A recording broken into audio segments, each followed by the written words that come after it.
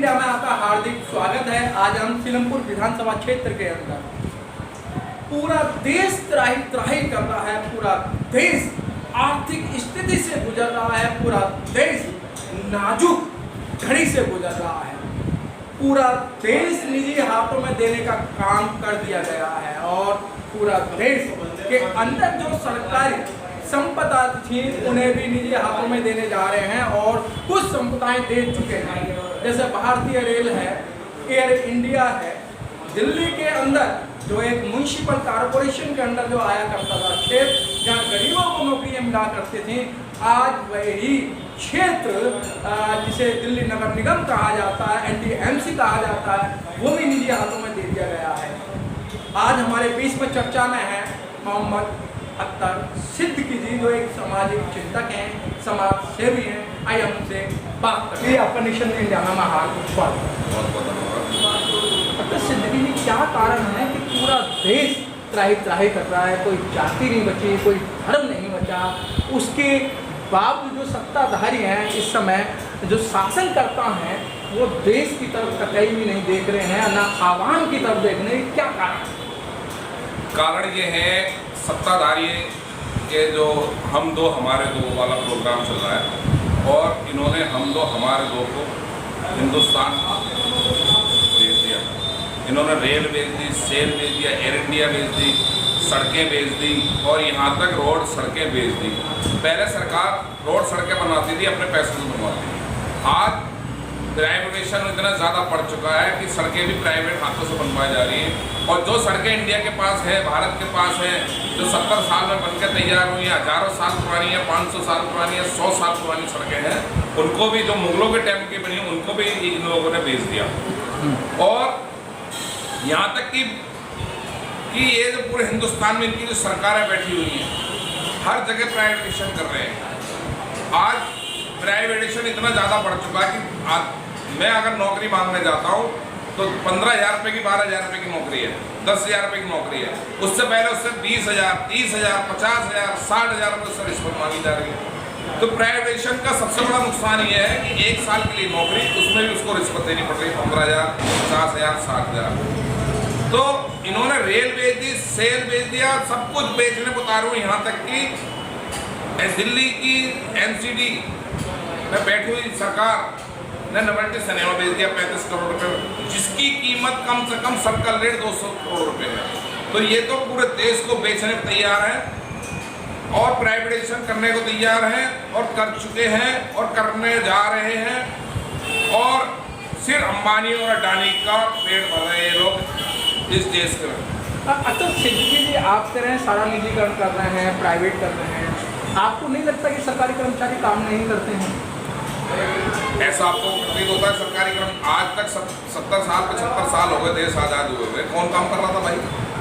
सरकारी कर्मचारी काम कर रहे थे। अगर सरकारी कर्मचारी काम न करे तो ये गली गली से कूड़ा न उठे।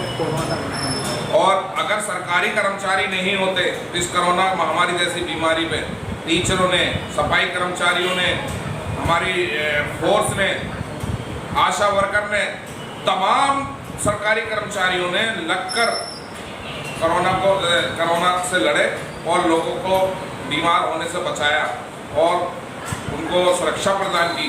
अच्छा, इस सरकार का मानना है कि जब प्राइवेट हो जाएगा तो प्राइवेट में अच्छी सुविधाएं मिलती हैं और अच्छी सुविधाएं देती हैं, जो भी ठेकेदार लेगा वो अच्छी से अच्छी सुविधा देने के काम करेगा, लेकिन सरकार में ऐसा नहीं है, काम नहीं करे तो सुविधा नहीं दे पा रहे। सबसे बड़ी बात यह है कि SC ST को जो प्राइवेटेशन का सबसे बड़ा नुकसान ये है, SC ST को जो 25% रिजर्वेशन मिला हुआ वो खत्म हुआ। ओहो, अच्छा भाई, रिजर्वेशन मिला हुआ दलितों को, SC ST को, कमजोर वर्ग हैं, OBC हैं, सबसे पहले तो ये खत्म होगा और 10 से 15,000 रुपये की नौकरी मिलेगी, उसमें भी उनको घूस चाहिए। फिर ठेकेदार अपने लोगों को लगाएगा, भाई गरीब लोगों को कौन लेगा? मतलब आपका मतलब है कि बनिए की दुकान हो जाएगी, जो बनिया जिसको चाहेगा उसको सौदा देगा, जिसको नहीं चाहेगा उसको सौदा नहीं देगा। ये बनियों की दुकान हो नहीं जाएगी, हो चुकी है। ये बनियों की सरकार है, ये अपर कास्ट लोगों की सरकार है, न ये दलितों को देखते, न OBC को देखते। ये सिर्फ अपने जो इनके फ्रेंड हैं अंबानी अडानी अडानी की देखिए आपने कितने परसेंट बढ़ गई 5 सालों के अंदर, 7 सालों के अंदर इसकी दौलत, और इन्होंने अपने दोस्तों को भगा भी दिया। अच्छा, तो सिद्दीकी, आपको लगता नहीं है कि मतलब ये जो सरकारें हैं एक एक करके चाहे कोई भी समुदाय उस पर अटैक करती हैं? जिस तरीके से पहले NRC CAA का मुद्दा था, अगर उस मुद्दे में सभी लोग साथ दे देते तो हो सकता है कि देश नहीं बिकता। आप मेरे को भाई एक चीज़ बताइए, ये बिल्कुल सच बात है, हम लोग उसमें बढ़ जाते हैं कि ये तो मुसलमानों के ऊपर आ रहा है, या ये दलितों के ऊपर आ रहा है, या पंडितों के ऊपर आ रहा है। अगर हम सब मिलकर एक साल लड़े तो ये सरकार, बड़ी से बड़ी सरकार को हम झुकाने को तैयार है। जैसे आपने किसान आंदोलन देखा, 10 महीने से चल रहा है, लेकिन ये सरकार झुकने को तैयार नहीं है। लेकिन मुझे यकीन है एक दिन ये सरकार झुकेगी, और इन 2 महीनों के अंदर झुकेगी, क्योंकि 5 स्टेटों के चुनाव होने वाले, नहीं तो जनता इनका सुपड़ा साफ कर देगी। नहीं, अख्तर सिद्दीकी, जिस समय रेल बिक रही थी और रेल को जैसे दोबारा में सरकार आई तो इन्होंने रेल को सबसे पहले बेचने का काम किया। क्या इनके मन के अंदर ऐसी क्या इच्छा जागृत हुई कि जो रेल है, जो भारतीय रेल है, वो गरीबों का साधन है, कि गरीब व्यक्ति कम पूंजी करके खर्च करके इधर से उधर जा सकता है, लेकिन सबसे पहले इन्होंने अटैक भारतीय रेल पे किया? देखिए, मैं आपको जैसे बता रहा हूँ, आपने भी एक सवाल पूछा था कि हम लोग इकट्ठे क्यों नहीं होते। आज इन्होंने, इनके खिलाफ कोई भी प्रदर्शन करता है, सबसे पहले ये आतंकवादी है, देशद्रोही है, फलाना है, ढिमका है, तो सबसे पहले तो ये लोग आरोप लगा देते हैं ये पाकिस्तानी है, खालिस्तानी है। इन चीज़ों से डरकर लोग बागों ने प्रदर्शन करना भी भूल गए जी, और जो प्रदर्शन कर रहा है उनको उठाकर जेल में लगा दिया जाता है, पक्कों का लगा दिया, NSA लगा दिया, पता नहीं कौन कौन से कहानी, हजारों की तादाद में प्रदर्शन करने वाले लोगों को इन्होंने जेलों में ठूस दिया। खिलाफ बोलेगा सबसे पहले देश आतंकवादी, खालिस्तानी, जो जो इनके मन में आता है वो ये शब्द यूज करते हैं। लेकिन बाप का घड़ा इनका भरने वाला है, इनको 5 स्टेटों के चुनाव के अंदर पता लग जाएगा कि इनका औकात क्या है। जिन किसान भाइयों को इन्होंने आतंकवादी, खालिस्तानी, पाकिस्तानी, पता नहीं क्या क्या कहा, वो जनता देख रही है। आज 10 महीने से आपने देखा होगा बॉर्डर पर बैठे हुए, सर्दी, गर्मी, धूप, बारिश, लेकिन उनकी कोई सुनने वाला नहीं है। लेकिन अब चुनाव आ रहा है, क्योंकि इनको डर लग रहा है, ये कुछ ना कुछ घोषणा करेंगे। तो सर, चुनाव क्या करेगा? और जब ये आपने देखा होगा करनाल के अंदर किसान आंदोलन कर रहे थे, एक IAS रैंक का अधिकारी, UPSC जो क्लियर करके गया है, इतना बड़ा अधिकारी सीधा कहता है कि इनके सिर फोड़ दो, और उनके सिर फूटे, शहीद भी हुए, उनमें आंखें भी फूटी, और महिलाओं पे भी लाठी उन्होंने चार्ज की। तो क्या लगता है ये संविधान का उल्लंघन नहीं है? भाई साहब, ये संविधान को जलाने वाले लोग हैं। पार्लियामेंट से 1 किलोमीटर दूर इनके लोग संविधान की प्रतियां जलाते हैं, कोई गिरफ्तारी नहीं होती। अगर मैं आज कुछ बोल दूँ तो मेरी गिरफ्तारी हो जाएगी। ये वो लोग हैं, संविधान के विरोधी लोग हैं। इन लोगों ने 50 साल तक तो देश के तिरंगे को नहीं अपनाया, क्योंकि ये लोग हमेशा कहते रहे कि इसमें 3 पट्टियाँ हैं, 3 कलर हैं, और इनका एक कलर होना चाहिए। इन लोगों ने 50 साल तक संविधान को नहीं अपनाया, झंडे को नहीं अपनाया, और ये संविधान की प्रतियां जलाने वाले, संविधान के विरोध काम करने वाले लोग हैं। और इनके मुंह से आज ये संविधान विरोधी, देश विरोधी लोग सत्ता के अंदर बैठे हुए हैं। आज इनको सारे लोग सत्ता विरोधी लगते हैं, देश विरोधी लगते हैं, क्योंकि इन्होंने हमेशा अंग्रेजों की गुलामी की और ये अंग्रेजों के मुखबर रहे। आज ये अपना जैसा समझकर जो आंदोलन कर रहा है, जो इनके खिलाफ प्रदर्शन कर रहा है, किसी को खालिस्तानी, किसी को पाकिस्तानी, जो जो इनके मुंह पे आ रहा है, परजीवी।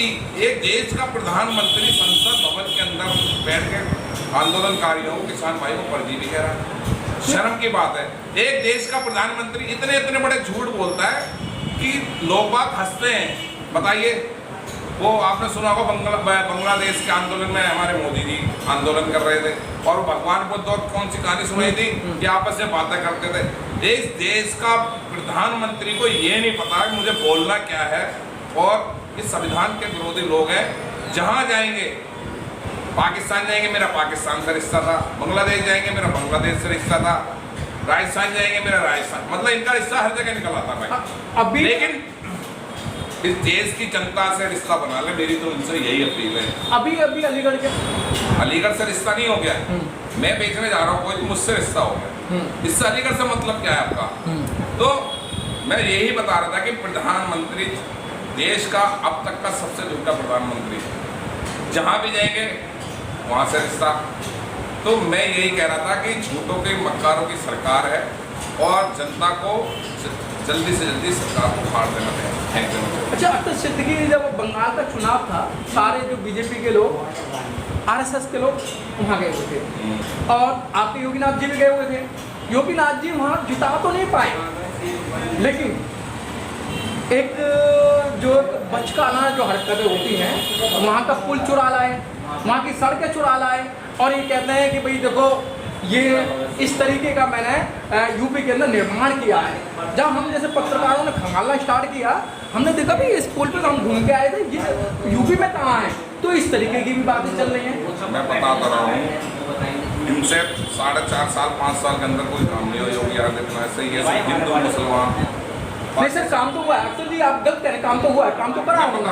आप देखो ना, दिल्ली के अंदर, आप दिल्ली में बैठे ना, कहीं भी बड़े रोड पे जाएं, कहीं भी चौराहे पे जाएं, 4 साल बेमिसाल। वो 4 साल बेमिसाल जो हुए हैं इनके, वो इसीलिए तो इनको वहाँ से क्या नाम है तुम्हारा पश्चिम बंगाल से पुल उठा के लाना पड़ रहा है। इसीलिए तो कंपनियां इनको अमेरिका की दिखानी पड़ रही हैं। अगर इन्होंने यूपी में सचमुच काम किया होता, एक हाईवे का निर्माण भी किया होता, तो आज उसका फोटो लगा दें।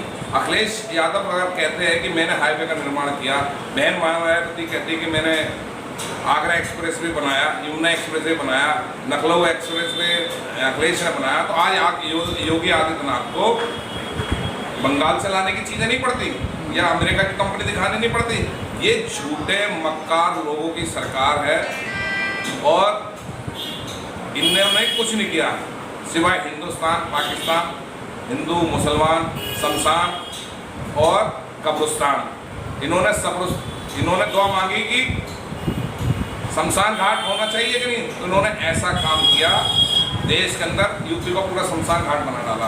और यहाँ तक कि गंगा में लोगों ने अपनी लाशें फेंक दी, कुत्ते खा रहे थे, उन्हें चीड़ रहे थे, मतलब लोगों को जलाने के लिए लोग लकड़ी नहीं दे सके। तो अख्तर सिद्दीकी क्या लगता है, 5 राज्यों के चुनाव हैं और यूपी तो एक अहम है, तो क्या लगता है कि ये पुनरावृत्ति होगी या मतलब इनका सफाया होगा?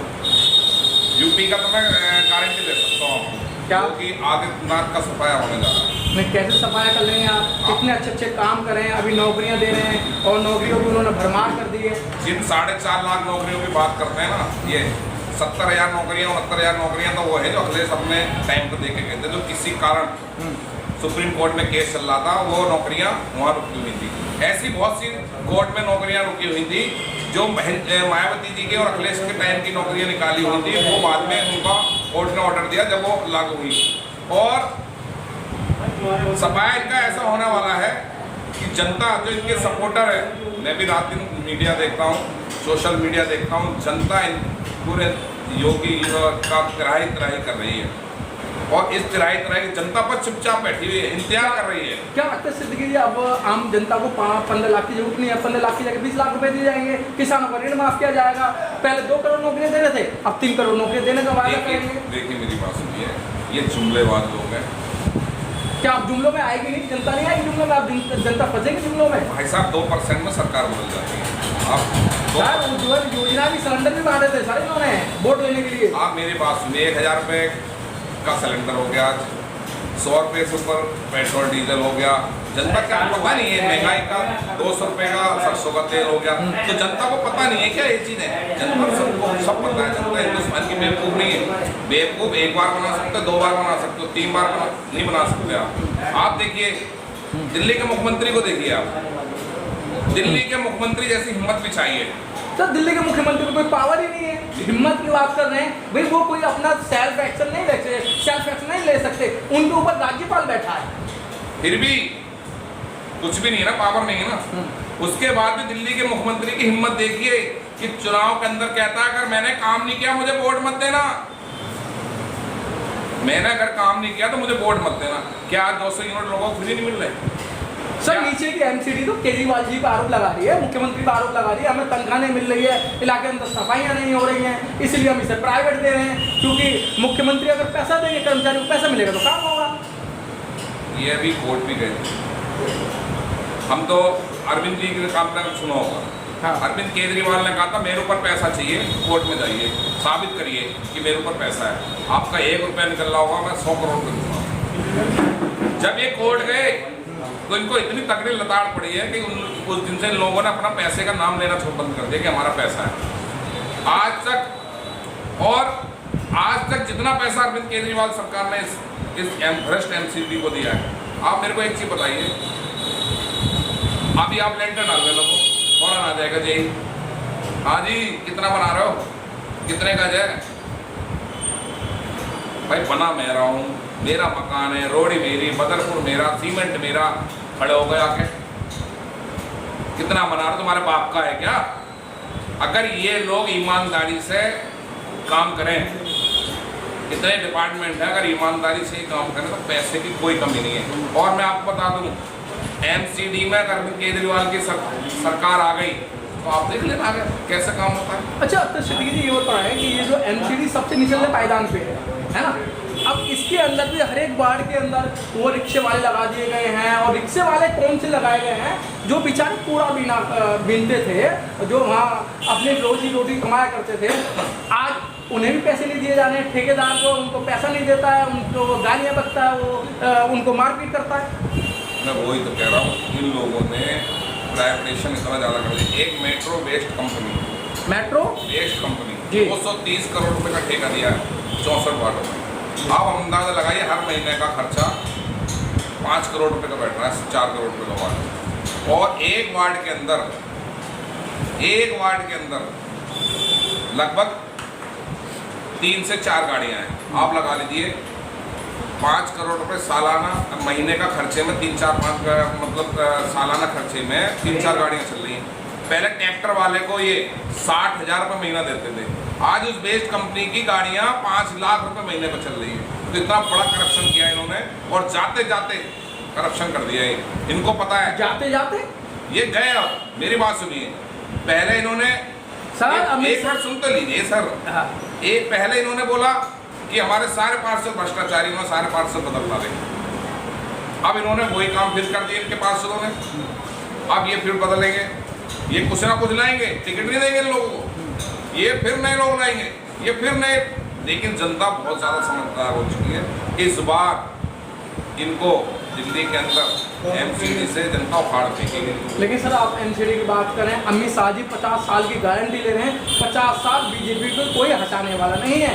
आप करेंगे मतलब कौन चाटेंगे? भाई क्या हुआ बंगाल के अंदर, क्या हुआ दिल्ली के अंदर? एमसीडी वो तो केंद्र की बात कर रहे हैं, मैं एमसीडी की और राज्य की बात कर रहा हूँ। और इनको अमित शाह को पता लग जाएगा 2024 में, 2024 में पता लग जाएगा। जनता इतनी बेवकूफ़ नहीं है। इन्होंने बंगाल में देख लिया, हर जगह बंगाल में तो 200 सीट ला रहे थे, क्या हुआ? ये तो उत्तर प्रदेश की भी इन्होंने घोषणा कर दी कि हम एप्पल मेजोरिटी से जीतेंगे। मैन स्ट्रीम मीडिया बार कह रहा है कि भाई इन्हें हराने वाला नहीं कोई। अरे इस गोदी मीडिया तो कहते ही है इस बात को, गोदी मीडिया बिका हुआ है। और फिर और चैनल भी है जो हैं, वो भी तो कुछ कह रहे होंगे। ABP का सर्वे देखा आपने, पंजाब में इसकी सर्वे। लेकिन ये गोदी मीडिया, बिकी हुई मीडिया, मैनेज हुई मीडिया, इनको पर कोई विश्वास, इनको देखता कौन है? आज आप लोग ना हो, सोशल मीडिया आप लोग ना हो तो फिर जनता को कुछ पता ही ना लगे। इन्होंने ये हालत कर दिया। लोगों ने टीवी, बहुत से लोगों ने 2 दिन से टीवी देखना बंद कर दिया जिस दिन देश के प्रधानमंत्री ने शमशान घाट और कब्रिस्तान की बात की। अच्छा तो सिद्धि जी, एक तो चौथा स्तंभ माना करते थे इस मैन स्ट्रीम मीडिया को। मीडिया की ऐसी क्या खासियत रही या मीडिया की ऐसी क्या मजबूरियाँ रही वो सच्चाइयाँ नहीं दिखा पा रही है? देखिए मेरी बात, स्तंभ जो चौथा स्तंभ कहते हैं, मैं नहीं कह रहा हूँ, आम जनता कहती है। चौथा स्तंभ हम भी कहते हैं, लेकिन 5 उंगली बराबर में। आप रवीश कुमार को देख लीजिए, वाजपेयी को देख लीजिए, बहुत से ऐसे पत्रकार हैं जिनको घर बिठा दिया गया। क्यों बिठा? सर वो तो हिंदू विरोधी है ना सर, हिंदू राष्ट्र विरोधी है। मेरी बात सुनो, हिंदू नहीं है क्या? वो हिंदू राष्ट्र विरोधी है ना सर। रवीश कुमार जिस चैनल पर काम करते हैं, कितनी कोशिश की गई उस चैनल को बंद कराने के लिए, लेकिन यहाँ की जनता जाकर उस चैनल को बंद नहीं होने दिया। CBI के छापे पड़वा दिए चैनल के ऊपर, हर तरीके से परेशान करने की कोशिश की जा रही है। और भड़वे बैठे हुए चैनलों के ऊपर मैं बढ़ावा कहता हूँ उनको, अभी अमीश देख हो गया, ये हो गया तुम्हारा क्या नाम इसका बॉम्बे वाला, क्या नाम है जो बंद हुआ था, ये भड़वे हैं, चीखना चिल्लाना इनको सिर्फ, ये पत्रकार हैं। नौटंकी देखा करता था बचपन में, जैसे भाड़ चिल्लाते थे ना नौटंकी के अंदर, चीख चीख के अपनी स्टोरी नौटंकी जिसको, तो ये वो लोग हैं। ये आपने ये अपने आगे किसी को बोलने नहीं देते, सारा मुद्दा इनको सेट कर रखा है। Press the bell icon on the YouTube app and never miss another update.